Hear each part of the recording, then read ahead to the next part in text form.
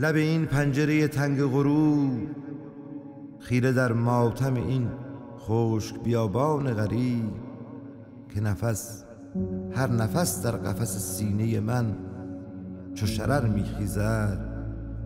خاطر دشتی سبز، یاد باغی آباد، حسرت هر نفس سینه خونبار من است. روزگاری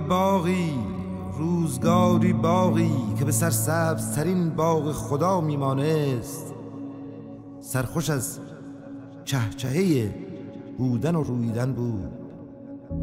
همه جا قصه آبادی باغ، همه جا قصه سرسبزی دشت، زندگی در تپش رود خروشان جاری، آسمانش آبی وان بلندای کران تا به کران آزادی.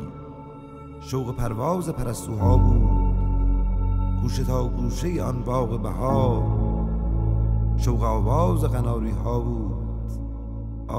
اما امروز آسمان دل من تاریک است و چه غمگینم من.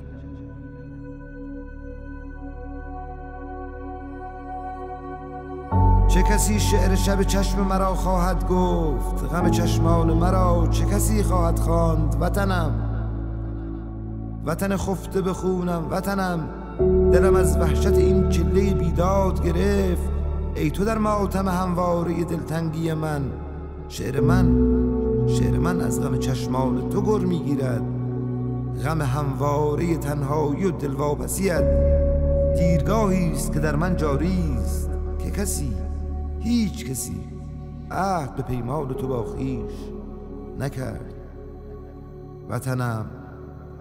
وطنم بار تو بر دوش چنان خواهم برد که تو گویی مادر، که تو گویی فرزند. به همان سان که عصای پدرم خواهم شد.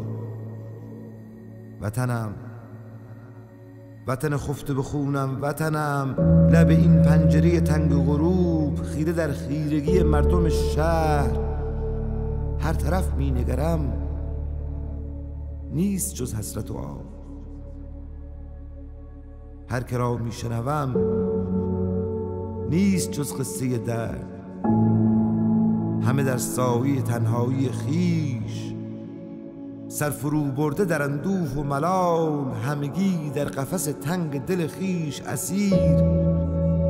و از این هم قفسان ای دریغا، نه امیدی که بخاری به هوا برخیزد، نتوان داشت امید نفس هم نفسی.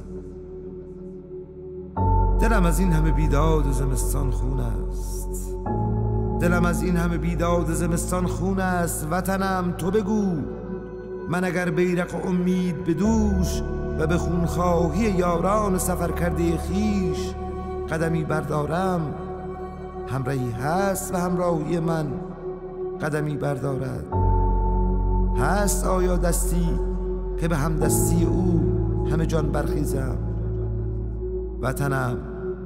وطن خفته به خونم، وطنم.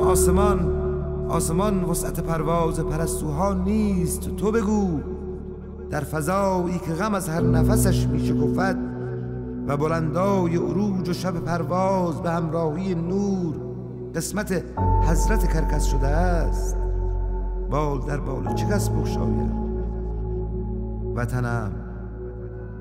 وطنم لب این پنجره تنگ غروب، خیره در ماتم این خشک بیابان غریب. آنچه من میبینم نیست جز آتش و دود، آنچه من میشنوم نیست جز همهمه تلخ سکوت. باغ میسوزد و میسوزم من، باغ میمیرد و میمیرم من.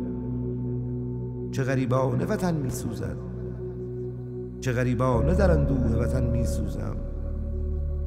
لب این پنجره تنگ غروب، خیره در ماتم این خشک بیابان غریب.